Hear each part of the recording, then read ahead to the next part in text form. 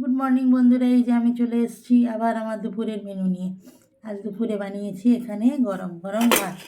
আজকে অমাবস্যা, তাই আমার উপোস। তাই আজ রান্না করেছি আমার বর আর আমার শাশুড়ি মায়ের জন্য। এখানে বানিয়ে নিয়েছি গরম গরম বেগুন ভাজা।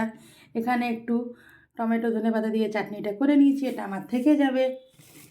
আর এখানে বানিয়েছি ঝোল ঝোল করে একটু আলু পোস্ত।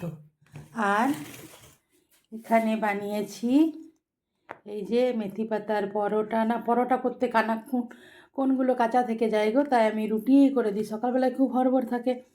আর এই যে সাথে কতগুলো রুটি। আর বানিয়েছি এখানে পালং শাকের সবজি।